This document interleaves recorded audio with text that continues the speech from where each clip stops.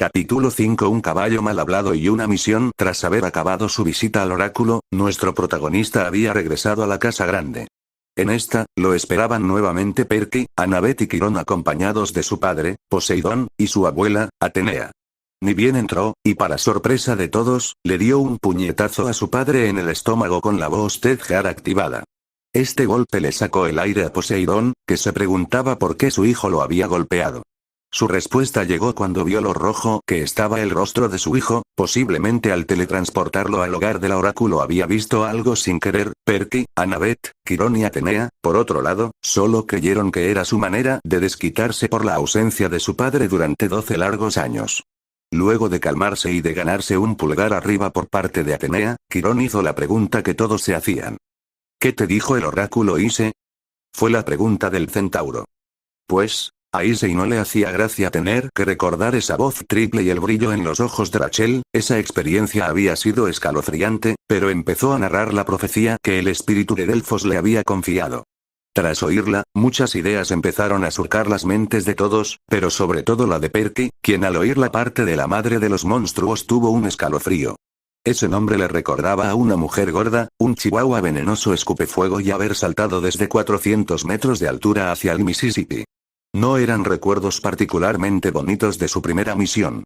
Annabeth, por otro lado, estaba pensando en los acompañantes de Issei para esta misión. Ya había pensado en ir ella misma junto a Perky para apoyar a Issei, pero el verso El dragón rojo marchará hacia el sur con el elegido del fuego y la maestra de la niebla dejaba bien en claro quiénes lo acompañarán. Sobre el elegido del fuego no habría problema, después de todo se encontraba en el campamento, tan solo debían ir a buscarlo en el búnker 9, aunque claro, deberían esperar a que la alarma de inventos mortíferos se apagara, pues aún estando a 1,5 km podía oírse. La maestra de la niebla podría tardar un poco más, pero si le enviaba un mensaje Iris y venía en su caballo no tardaría en llegar. La profecía era clara en cierto aspecto. Y se iría a New Orleans con 2 acompañantes, el resto de la profecía debía deducirlo él mismo. Issei, dijo Poseidón mientras miraba a su hijo menor. Sí, padre. El mestizo miró al dios a los ojos, encontrándose con una mirada de preocupación que lo tomó por sorpresa. Ten mucho cuidado en esta misión, le respondió mientras disimulaba su preocupación desviando la vista de los ojos de su hijo. Issei solo asintió y se retiró de la casa grande rumbo a la cabaña 3, debía empacar sus pertenencias para aquella misión. Poseidón lo observó alejarse hasta desaparecer de su vista y luego volteó a ver a Perky, quien le sonrió levemente y le hizo un gesto con la cabeza, dándole a entender que todo estaría bien. Tras esto, el dios del mar desapareció del lugar como arena, siendo arrastrada por el viento y dejando un aroma a sal en el ambiente. Atenea, sin mediar palabra alguna, desapareció en un destello de aquel lugar, ya no tenía nada que hacer allí de todos modos. Un rato después, luego de que Issei terminase de empacar lo necesario en una mochila, dinero mortal, dracmas de oro, néctar, ambrosía, unas galletitas Oreo, ya saben, lo primordial. El joven ya salía de su cabaña cuando oyó un andando cerebro de Susie para que luego alguien lo tomara de la mochila y comenzara a arrastrarlo en el sentido contrario a la salida del campamento. Issei no objetó nada y se dejó llevar, conocía esa voz y no le convenía llevarle la contraria.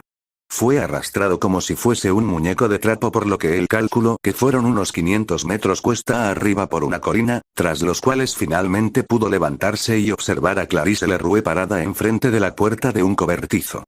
Clarice Neesan, ¿para qué me trajiste aquí? Preguntó él. ¿Que no es obvio? Le respondió ella con otra pregunta, no puedes irte de aquí sin un arma decente. Issei tuvo que admitir que tenía razón. Sería estúpido tratar de enfrentar a las fuerzas del Tártaro solo con sus puños, aún teniendo una Longinus sería difícil y francamente estúpido, al menos hasta que tuviese una fuerza física muy superior a la que tenía actualmente. Supongo que tienes razón, le contestó él. Sin decir más, ella abrió la puerta del cobertizo, dejando ver a Issei que el lugar era mucho más grande de lo que se veía desde el exterior. Por dentro se veía como un típico cobertizo de herramientas de jardinería, pero claro, ampliado unas 12 veces su tamaño original y con las paredes y techo prácticamente tapizados de armas mortíferas de todo tipo. Había de todo, hachas de batalla, dagas, martillos de guerra, mazos, lanzas, espadas, tridentes, redes, un lanzacohetes, ametralladoras, arcos y flechas, katanas, espadones, escudos, pistolas, escopetas, fusiles, bayonetas, jabalinas y griega. Eso del fondo era un tanque. En fin, el cobertizo de las armas era justamente eso, un enorme almacén lleno hasta reventar de armas. El hijo de Poseidón se movió entre las masivas cantidades de armas, las cuales eran observadas casi con hambre por Clarice, y se supuso que era por culpa de su padre, buscando alguna que fuese de su estilo. Ya había probado la mayoría de los tipos de armas que había en el campamento, a excepción de las armas de fuego, pues Annabeth se las había prohibido terminantemente, y todas le habían resultado igual de incómodas en sus manos aún siendo bueno manejándolas. Las armas de práctica no se sentían del todo bien cuando las blandía, como si no se acoplaran del todo a sus manos. Ninguna de esas armas parecía muy diferente a las que había probado hasta ahora. Los martillos y hachas se veían muy pesados. Las katanas, necesitaría mucha práctica para poder blandirlas correctamente. Eso lo dejaba con las espadas occidentales y las lanzas. Se acercó a un estante repleto de espadas de todo tipo, pero no pudo encontrar la indicada. Aún era muy pequeño para una espada bastarda, una copis se veía difícil de manejar para su nivel actual y ni se diga de las enormes claymore escocesas, esas cosas parecían hechas para gigantes. Mientras curioseaba en el estante, un pequeño brillo llamó su atención. Al dirigir su mirada hacia el lugar de procedencia del brillo, notó que este provenía de una pequeña caja dorada que estaba algo escondida entre las armas. Estiró su mano para tomarla, y cuando lo hizo, pudo sentir una pequeña descarga eléctrica recorrer las yemas de sus dedos, esto de alguna forma le indicó que la abriera. Al hacerlo, lo que vio lo dejó confundido. Dentro de la pequeña caja, había dos objetos circulares pequeños, dos anillos. El primero estaba hecho de un metal de color azul verdoso y resplandecía con luz propia, lo que le dio motivos a Issei para creer que estaba encantado. En el interior del mismo había una inscripción en griego, la cual Issei descifró como Atalasa. Mar, murmuró antes de observar el siguiente anillo. El otro anillo, a su vez, era de un material verde brillante e irradiaba una calidez extraña pero atrayente. En su interior estaba grabada otra palabra en griego, seismos. Terremoto, murmuró ahora el hijo de Poseidón. Al verlo tan concentrado en lo que había encontrado, Clarice se acercó a ver lo que tenía en manos. Al hacerlo, casi da un salto hacia atrás del susto. ¿Cómo puedes sostener esas cosas? La impresión era palpable en su voz. ¿Eh? Esos anillos, señaló ella. ¿Qué pasa con los anillos? Le preguntó el extrañado, se supone que nadie puede tocarlos. Le contestó ella con pánico, ¿acaso están prohibidos? Le preguntó el hijo de Poseidón con duda en su voz. No, pero esas cosas han rechazado a todos los que intentaron tocarlos. El último que lo intentó, no hizo falta que ella acabara de hablar para saber que el último en intentar tocarlos no había acabado muy bien. Pues yo me siento bastante bien con ellos, dijo el pelinegro mientras se colocaba los anillos, siendo Atalasa el que se puso en la mano derecha y Seismos el que se puso en la mano izquierda. Se ven bien y son cómodos. Ahora debo buscar un arma adecuada. ¿De qué hablas esos de Sushi? Ya tienes dos, le dijo Clarice con una cara de póker increíble. ¿Eh? Issei no entendió nada. Los anillos son mágicos, tarado, si no te rechazaron entonces puedes usarlos, le explicó Clarice, ahora chasquea los dedos. Con algo de duda, Issei chasqueó los dedos de ambas manos y de repente se vio sosteniendo dos shifos griegas, un par de brillantes espadas de tamaño medio y de doble filo hechas con bronce celestial. Issei observó sus nuevas armas con sorpresa y notó algo curioso, ambas espadas se sentían perfectamente cómodas en sus manos, el balance era perfecto, las empuñaduras se sentían hechas a medida para él y el tamaño era el ideal para usarlas a cada una en una mano. Tras haberlas observado por un rato, Issei volvió a chasquear los dedos y ambas espadas simplemente se enrollaron en sus manos hasta volverse de nuevo anillos. Felicidades esos de Sushi, ahora tienes un par de armas excelentes a tu disposición, le dijo Clarice con media sonrisa en el rostro, ahora vete, el idiota de Prissy ya debe haber llamado a tus compañeros de misión. Issei asintió con la cabeza y se fue corriendo del cobertizo dejando a Clarice sola en el lugar. Suerte mocoso, murmuró ella, la vas a necesitar. Cambio de escena pasando la entrada del campamento, del otro lado de la colina mestiza, coronada por el pino de Talía con el bello cimo de oro brillando a la luz del sol en su rama más baja y la legendaria escultura de la Atenea Partenos, ambas custodiadas por un adorable, solo a ojos de Issei, bebé dragón de unos 4 metros llamado Peleus. Nuevamente lo esperaban su hermano, Annabeth y Quirón, pero ahora estaban acompañados por 2 personas más. Al acercarse, pudo distinguir que una de esas personas era Leo Valdez, el hijo de Hefesto. La otra persona era una chica que él no conocía. Elise, ahí estás, le dijo Annabeth al verlo llegar trotando por la colina mestiza. Cuando estuvo más cerca lo tomó del brazo para presentarlo a la chica desconocida. Ise, ella es Azel Lavezque, hija de Plutón, es una semidiosa romana y una de tus compañeras de misión. Azel él es Ise Giodo, el hermano menor de Perky. Azel le sonrió a Ise y lo saludó amigablemente con la mano. Azel era una chica que parecía ser menor que Perky y Annabeth, quizás tuviese unos 20 años. A Issei le pareció realmente muy bonita. Tenía la piel oscura, el cabello negro enrulado hasta la mitad de la espalda, facciones suaves y una sonrisa amigable. Sus ojos eran de color dorado brillante, como si fuese oro fundido y la hacían ver realmente hermosa.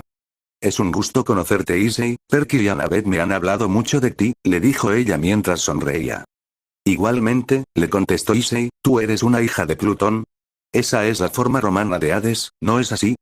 Así es, aunque no hay mucha diferencia entre uno y otro, ambos dan miedo, bromeó Leo, aunque Issei pudo observar cómo las sombras anudaban los cordones de sus zapatillas, tal parece que a Hades no le había hecho gracia el chiste.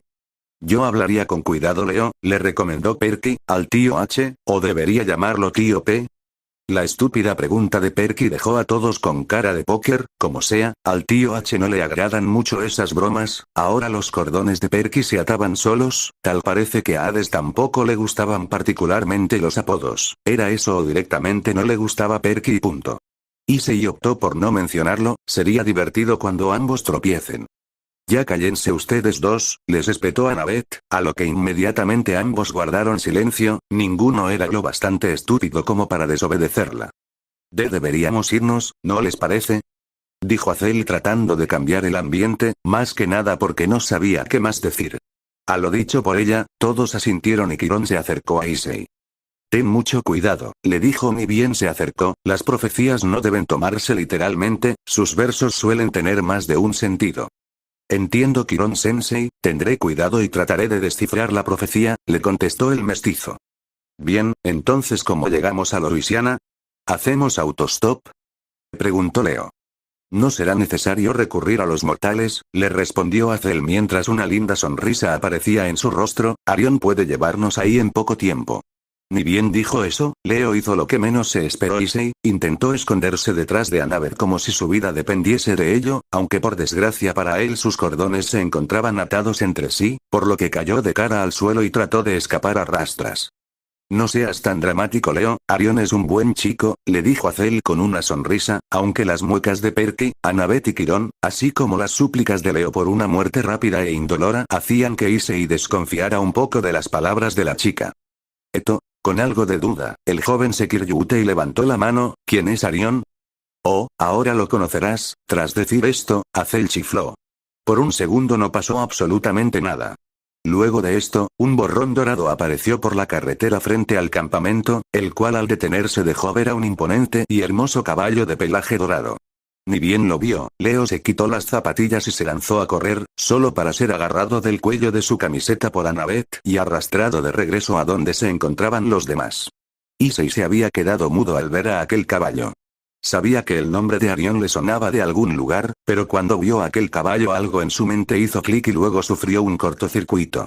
En su mente solo podía formarse un pequeño cuadro de diálogo estilo RPG que ponía lo siguiente.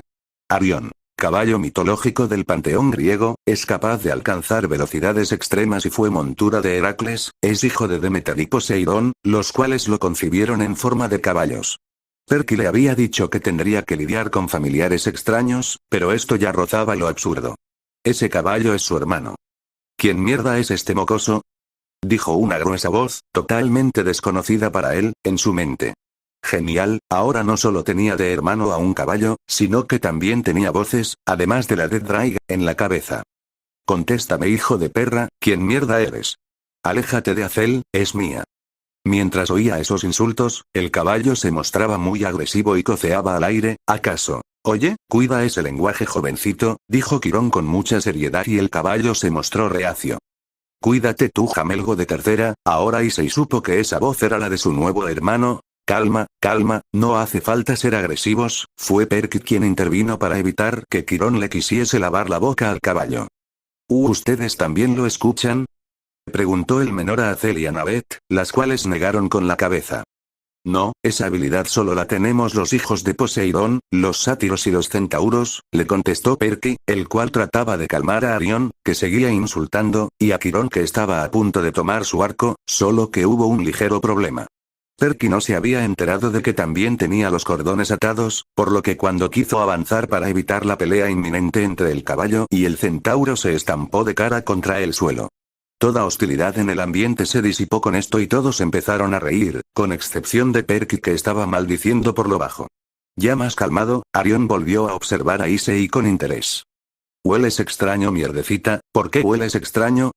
Genial, ahora su hermano el caballo lo estaba olisqueando. Hueles como el musculitos de mierda, ese imbécil que sale con mi hermosa Azel, cuando se transforma en... Tras decir esto volvió a olfatearlo para incomodidad de Issei. Unos segundos después pareció identificarlo y empezó a encabritarse otra vez. Dragón. Eres un puto dragón. Ni de chiste te vas a subir a mi lomo. Arión, cálmate, no voy a hacerte daño, trataba de calmarlo Issei, aunque sin mucho éxito. Tranquilízate, Arión. Azel se mostraba preocupada, su caballo no solía comportarse así. ¿Qué te está sucediendo? ¿Desde cuándo le temes a los mestizos? Desde que son putos dragones. Le respondió Arión, aunque ella no pudiese oír más que relinchos. Odio a los dragones. Poco a poco y gracias a las caricias de Azel, el caballo se pudo tranquilizar. Escúchame bien, imbécil, solo porque Azel lo necesita voy a llevarlos, pero no se te ocurra hacerle algo, o si no poco importará que seas mi hermanito. De alguna manera, ese caballo se las había arreglado para lucir tenebroso, por lo que Issei solo pudo asentir asustado. Perky y Quirón, que habían oído todo lo dicho por Arión, estaban con expresiones que iban desde el desconcierto a la sorpresa. Issei, por otro lado, decidió que no tentaría a la suerte. Ese caballo en serio que parecía odiarlo, irónico si considera que los caballos los creó su padre y ese caballo en particular era su propio hermano. Luego de todo esto y de que tuvieran que obligar a Leo a subirse al carro del que tiraría a Arión, ya todos se encontraban listos para irse. Issei llevaba la camiseta naranja del campamento mestizo, unos vaqueros negros holgados, unas zapatillas Converse igualmente negras y su mochila con provisiones. Azel llevaba una camiseta morada con las siglas SPQR, Senatus Populus Romanus, el lema de las legiones romanas al parecer, en color dorado rodeadas de una corona de laurel igualmente dorada, unos vaqueros y unas Converse azul celeste, así como otra mochila con suministros. En su mano derecha llevaba una sortija de compromiso que Issei apenas había notado, pero decidió preguntar en otro momento. Leo, al igual que Issei, llevaba la camiseta naranja del campamento mestizo, sobre esta llevaba una chaqueta de camuflaje, traía puestos unos pantalones igualmente de camuflaje y unas botas militares negras. En su cintura llevaba un cinturón portaherramientas y en su espalda, en lugar de una mochila cargaba una especie de caja metálica del mismo tamaño de una mochila común y corriente, aunque ésta emitía un poco de calor. Tomando las correas de cuero que unían a Arión con la cuadriga de bronce, Azel espoleó, tras lo cual Arión relinchó con satisfacción. Issei solamente tuvo unos pocos segundos para sujetarse con fuerza al pasamanos de la cuadriga antes de que ésta saliera disparada a una velocidad endemoniada por la autopista de Long Island Sound, dejando como una línea en el horizonte al campamento mestizo en cuestión de unos pocos minutos. Así comenzaba la primera misión de Issei Yodo,